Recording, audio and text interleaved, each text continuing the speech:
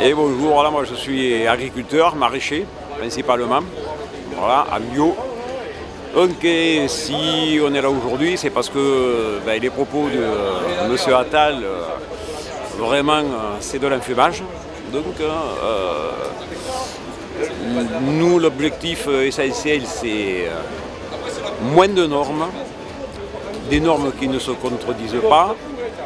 Il faudrait ensuite que ce soit des normes pour tous les pays européens et il faudrait surtout donc vraiment cette loi Egalim, si on dit qu'elle est bonne, alors au moins l'appliquer parce que bon, la grande distribution et les industriels nous prennent vraiment pour des cons et aujourd'hui on n'en vit plus. Alors il y a le problème que nous on en a pris à la baisse, les industriels, la grande distribution se gave, le consommateur donc n'a plus les moyens aujourd'hui avec la perte du pouvoir d'achat d'acheter français, donc qui se retournent sur des bas prix.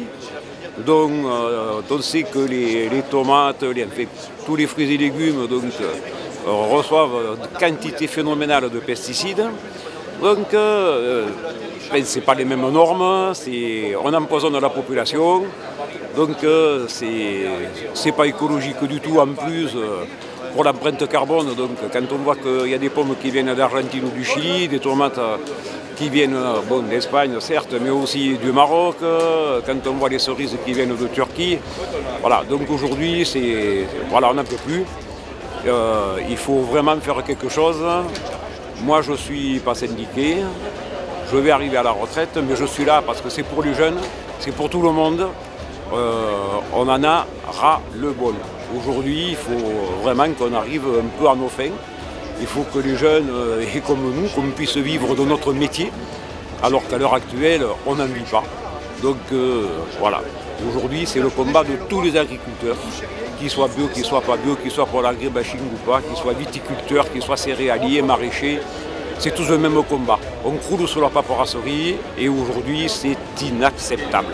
Moi je souhaite qu'on continue le mouvement jusqu'au bout, jusqu'à ce qu'on obtienne satisfaction, au moins sur vraiment des normes, il en faut, mais sur des normes qui soient des objectifs réalisables, des normes qui soient au niveau de l'Europe, pour tous les pays de l'Europe, identiques.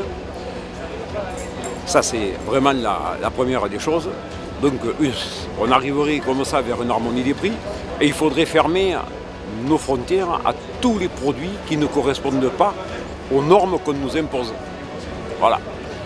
Alors après, ça peut coûter de l'argent à l'État, mais bon, je ne veux rien dire, mais enfin, comme Lactalis, les centaines de milliards d'euros, c'est bon, quoi, je veux dire. De l'argent, il y en a. Il faut le prendre un peu là où il est et le donner à ceux qui travaillent et ne plus emmerder ceux qui travaillent.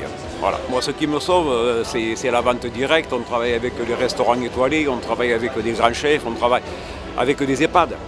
Et